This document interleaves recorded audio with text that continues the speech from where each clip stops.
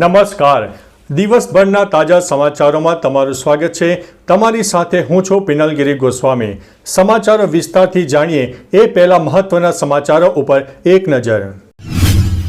નમસ્કાર મિત્રો. આજે તારીખ 2 માર્ચ 2025 છે. મહત્વની હેડલાઇન્સ ઉપર નજર નાખીએ તો આગ લાગી અને 20 કરોડ રૂપિયા રોકડા સળગી પણ ગયા હતા. વાત છે સુરતની. આગળ વાત થશે વડોદરામાં માણવા મળશે ઇન્ટરનેશનલ માસ્ટર્સ લીગનો આનંદ. ત્યારે આગળ વાત થશે ચૈતર વસાવાએ વિધાનસભામાં ભીલ પ્રદેશની માંગ કરી છે. ત્યારે વાત થશે દેવાયત ખબર પર હુમલાની ઘટનામાં 2 ફરિયાદ નોંધવામાં આવી છે. એસબીઆઈના ગ્રાહકો માટે મહત્વના સમાચાર. આગ લાગવાનું કારણ આવી ગયું છે સામે. સ્વામિનારાયણ સંપ્રદાય ફરી બદનામ થયો. 1 કરોડનું સોનું અને પાઉન્ડની ચોરી થઈ છે. ત્યારે વાત થશે સીએમ ભૂપેન્દ્રભાઈ પટેલે દિવ્યાંગ સમૂહ લગ્નોત્સવમાં હાજરી આપી. ફ્લાયઓવર બ્રિજ અંડરપાસ બનશે. રજનીકાંતે ફિલ્મ માટે લીધા છે 280 કરોડ રૂપિયા. ત્યારે વાત થશે WPLમાં દિલ્હી કેપિટલ્સની થઈ છે જીત. ત્યારે નવા મકાન ખરીદનાર પર વધુ એક બોજ લાગુ કરવામાં આવ્યો છે. ચેમ્પિયન ટ્રોફી વચ્ચે વધ્યો ટીમ ઇન્ડિયાનું મોટું ટેન્શન. ત્યારે યુપીઆઈ ટ્રાન્ઝેક્શનમાં બની રહ્યો છે રેકોર્ડ. હવે મિત્રો સમાચારો વિસ્તારથી. યુપીઆઈ વ્યવહારોના સંદર્ભમાં ભારત નવી ઊંચાઈઓને સ્પર્શી રહ્યું છે. જાન્યુઆરી મહિનામાં પહેલીવાર યુપીઆઈ વ્યવહારો 16.99 અબજને વટાવી ગયા, જ્યારે તેનું મૂલ્ય પણ 23.48 લાખ કરોડ રૂપિયાના આંકડાને વટાવી ગયું છે. આ અત્યાર સુધીના કોઈ પણ મહિનામાં યુપીઆઈ વ્યવહારોને સૌથી વધુ આંકડો છે. નાણાકીય વર્ષ 2023-24માં ડિજિટલ પેમેન્ટમાં જબરદસ્ત ઉછાળો આવ્યો છે. મિત્રો, અન્ય મહત્વના સમાચારની વાત કરીએ તો ચેમ્પિયન ટ્રોફી વચ્ચે વધ્યું ટીમ ઇન્ડિયાનું ટેન્શન. ચેમ્પિયન ટ્રોફી 2025 વચ્ચે ટીમ ઇન્ડિયા માટે ચિંતાજનક સમાચાર સામે આવ્યા છે.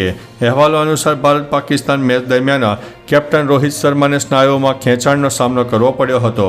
તેમની જગ્યા શુભમન ગિલને કપ્તાની સોંપાઈ શકે છે. આ મેચમાં રિષભ પંત પણ રમતા જોવા મળશે. ન્યૂઝીલેન્ડ સામેની મેચ પહેલાં 26 ફેબ્રુઆરીએ ટ્રેનિંગ દરમિયાન તેમને બેટિંગની પ્રેક્ટિસ પણ કરી ન હતી. મિત્રો, અન્ય મહત્વના સમાચારની વાત કરીએ તો નવા મકાન ખરીદનાર પર વધુ એક બોજ. અમદાવાદ મહાનગરપાલિકા વિસ્તારમાં નવા મકાનની ખરીદી કરનારા માટે માઠા સમાચાર છે. નવા મકાન ખરીદનાર પર વધુ એક બોજ લાદવામાં આવ્યો છે. હવે અમદાવાદ મ્યુનિસિપલ કોર્પોરેશનના ટેક્સ બિલમાં નામ ટ્રાન્સફર કરાવવા માટે ફી ચૂકવવી પડશે. મકાન ખરીદનારે મકાનની કિંમત મુજબ 1,000થી લઈને 10,000 સુધીની ટ્રાન્સફર ફી ચૂકવવી પડશે. અત્યાર સુધી નામ ટ્રાન્સફર કરવાની ફી નહોતી. ટેક્સ બિલમાં બિલ્ડરનું નામ હશે તેને ટ્રાન્સફર કરાવવું પડશે. મિત્રો, અન્ય મહત્વના સમાચારની વાત કરીએ તો WPLમાં દિલ્હી કેપિટલ્સની જીત થઈ છે. બેંગ્લોરમાં રમાઈ રહેલી WPLની મુંબઈ ઇન્ડિયન્સ અને દિલ્હી કેપિટલ્સ વચ્ચેની મેચમાં દિલ્હી કેપિટલ્સનો વિજય થયો હતો. ટોસ હાર્યા બાદ બેટિંગ કરવા આવેલી MIએ 20 ઓવરમાં 9 વિકેટ ગુમાવીને 123 રન બનાવ્યા હતા. DCએ આ ટાર્ગેટ 14.3 ઓવરમાં પ્રાપ્ત કરી લીધો છે. મિત્રો, અન્ય મહત્વના સમાચારની વાત કરીએ તો રજનીકાંતે ફિલ્મ માટે લીધા છે 280 કરોડ રૂપિયા. સુપરસ્ટાર રજનીકાંતની ફિલ્મ કુલી આવશે. આ ફિલ્મમાં રજનીકાંત ઉપરાંત બીજા ઘણા મોટા કલાકારો જોવા મળશે. તેમની ફિલ્મમાં એક આઇટમ સોંગ પણ હશે અને આ ગીત માટે પૂજા હેગડેને ફાઇનલ કરવામાં આવી છે. તમને જણાવી દઈએ કે રજનીકાંતે આ ફિલ્મ માટે 280 કરોડ રૂપિયાની મોટી ફી લીધી છે. તે જ સમયે પૂજાએ આઇટમ નંબર માટે 2 કરોડ રૂપિયા ચાર્જ કર્યો છે. આ ફિલ્મ આ વર્ષના અંત સુધીમાં રિલીઝ થશે. મિત્રો, અન્ય મહત્વના સમાચારની વાત કરીએ તો ફ્લાયઓવર બ્રિજ અંડરપાસ બનશે. વર્ષ 2025-26નું અંદાજપત્ર અનુસાર અમદાવાદમાં અનેક જગ્યાએ બ્રિજ અને રોડ બનશે. રૂપિયા 2231 કરોડનું અંદાજપત્ર રજૂ કર્યું. સરદાર પટેલ રિંગ રોડ 4 ને બદલે 6 લેન. સેલા, ધુમા, બોપલ ખાતે સ્ટોમ વોટર લાઇનનું કામકાજ. SP રિંગ રોડ પર બાકરોલ, હાથીજણ, રસમોલ, પાંજરાપોળ, નિકોલ, દાસ્તાન, તપોવન, ઓગણજ, સિલાજ, સિંધુ ભવન જંકશન પર ફ્લાયઓવર બ્રિજ તથા અંડરબ્રિજ બનાવાશે. મિત્રો, અન્ય મહત્વના સમાચારની વાત કરીએ તો સીએમ ભૂપેન્દ્રભાઈ પટેલે દિવ્યાંગ સમૂહ લગ્નોત્સવમાં હાજરી આપી છે. રાજ્યના મુખ્યમંત્રી ભૂપેન્દ્રભાઈ પટેલ સમર્પણ મુખ બધિર શિશુ વિદ્યા મંદિર દ્વારા ગાંધીનગર ખાતે આયોજિત દિવ્યાંગ સમૂહ લગ્નોત્સવમાં હાજર રહ્યા હતા. મુખ્યમંત્રીએ દિવ્યાંગ સમૂહ લગ્નોત્સવ પ્રસંગે ઉપસ્થિત રહીને નવ દંપતીઓને શુભકામના પાઠવી હતી અને તેઓ એક્સ ઉપર લખ્યું છે કે દિવ્યાંગજનોને સહાયરૂપ થઈને તેઓ સ્વમાનભેર જીવી શકે તે માટે રાજ્ય સરકાર તેમની પડખે ઊભી છે. મિત્રો, અન્ય મહત્વના સમાચારની વાત કરીએ તો 1 કરોડનું સોનું અને પાઉન્ડની ચોરી. કેન્દ્ર શાસિત પ્રદેશ મોટી દમણમાં 1 કરોડનું સોનું અને પાઉન્ડની ચોરી થઈ હોય તેવી ઘટના પ્રકાશમાં આવી છે. સામે આવેલી માહિતી અનુસાર દમણના ટંડેલ પરિવારના ઘરમાં ત્રાટકેલા ચોરોએ આશરે 1 કરોડનું સોનું અને 8,000 UK પાઉન્ડની ચોરી કરીને ફરાર થઈ ગયા છે. ચોરો એક મંદિરમાં મૂકેલી દાનપેટી પણ તોડીને રકમની ચોરી કરી છે. દમણ પોલીસે આ મામલે તાત્કાલિક કાર્યવાહી હાથ ધરી છે. મિત્રો, અન્ય મહત્વના સમાચારની વાત કરીએ તો સ્વામિનારાયણ સંપ્રદાય ફરીથી બદનામ થયો. સ્વામિનારાયણના સંતોના અનેક વિડીયો વાયરલ થતા રહે છે. હવે ધોરાજીના ફરેણી ગુરુકુળના ખજાનચીનો 10 મહિના પૂર્વેનો વિડીયો વાયરલ થયો હતો, જેમાં ફરેણી ગુરુકુળના ખજાનચી હરિચરણ સ્વામી અન્ય એક ભગવાધારી યુવાન સાથે કટંગી હાલતમાં જોવા મળે છે. વિડીયો વાયરલ થતાં હરિભક્તોમાં રોષ છે. કહી રહ્યા છે કે હરિચરણે ફરેલી ગુરુકુળનું નામ ખરાબ કર્યું છે. મિત્રો, અન્ય મહત્વના સમાચારની વાત કરીએ તો આગ લાગવાનું કારણ સામે આવ્યું. સુરતમાં ટેક્સટાઇલ માર્કેટમાં આગ લાગવાનું પ્રાથમિક કારણ સામે આવ્યું, જેમાં ફાયર ફાઇટરના કર્મચારીઓના જણાવ્યા અનુસાર બિલ્ડિંગ ઉપર ગેરકાયદેસર રીતે પતરાનો શેડ બનાવવામાં આવ્યો હતો.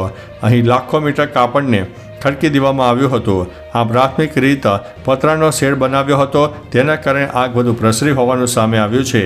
પતરાના શેડ બનાવીને ગેરકાયદેસર દબાણ થયું છે, જેની હવે તપાસ થશે કે નહીં તે હવે જોવાનું રહ્યું છે. મિત્રો, અન્ય મહત્વના સમાચારની વાત કરીએ તો SBIના ગ્રાહકો માટે મહત્વના સમાચાર છે. SBIના ગ્રાહકો માટે સારા સમાચાર સામે આવ્યા છે. SBI અનુસાર SBI ગ્રાહકોને રિવોર્ડ પોઈન્ટની રીડીમ કરવાની લાલચ આપીને છેતરપિંડી આચરી રહ્યા છે. હવે આનંદના સમાચાર ગણવા કે દુઃખના સમાચાર? આ ગુનેગારો ગ્રાહકોને SMS મોકલી રહ્યા છે, જેમાં તમને એક લોભામણી લાલચોનો આનંદ આપી રહ્યા છે, જેમાં એક લિંક ઉપર ક્લિક કરવાનું અથવા તો કોઈ ચોક્કસ નંબર ઉપર કોલ કરવાનું કહેવામાં આવે છે. આ લિંક અથવા તો નંબર દ્વારા તેઓ ગ્રાહકોની બેન્કિંગ માહિતી ચોરી શકે છે અને તેમને નાણાકીય નુકસાન પણ પહોંચાડી શકે છે. મિત્રો, અન્ય મહત્વના સમાચારની વાત કરીએ તો દેવાયત ખબર પર હુમલાની ઘટનામાં 2 ફરિયાદ નોંધાઈ છે. દેવાયત ખબરની ગાડી પરના કથિત હુમલાના કેસમાં હવે ચાંગોદર પોલીસે અલગ અલગ 2 ફરિયાદ નોંધી છે. પ્રથમ ફરિયાદમાં દેવાયત ખબર ફરિયાદી બન્યો છે, તો બીજી ફરિયાદમાં ભગવતસિંહ ફરિયાદી બન્યા છે. બંને પક્ષે સામસામે ફરિયાદ નોંધાઈ છે. ઉલ્લેખનીય છે કે સાણંદમાં ડાયરામાં ગેરહાજરીના મુદ્દે પોલીસે અરજી ન લેતા લોક સાહિત્યકાર દેવાયત ખવડે હાઈકોર્ટના દ્વાર ખખડાવ્યા હતા. મિત્રો, અન્ય મહત્વના સમાચારની વાત કરીએ તો ચૈતર વસાવાએ વિધાનસભામાં બિલ પ્રદેશની માગ કરી છે. હાલ વિધાનસભાનું સત્ર ચાલી રહ્યું છે. આમ આદમી પાર્ટીના ધારાસભ્ય ચૈતર વસાવાએ વિધાનસભામાં બિલ પ્રદેશની માગ કરી હતી. ચૈતર વસાવાએ કહ્યું છે કે આઝાદીના 77 વર્ષ બાદ પણ અનુસૂચિ 5ની અમલવારી કરવામાં આવતી નથી. આદિવાસી સમાજને આજે દરેક નાની મોટી માગને લઈને આંદોલન કરવું પડે છે. આ દરેક સમસ્યાનો ઉકેલ છે કે અમોને અલગ બિલ પ્રદેશ આપી દેવામાં આવે.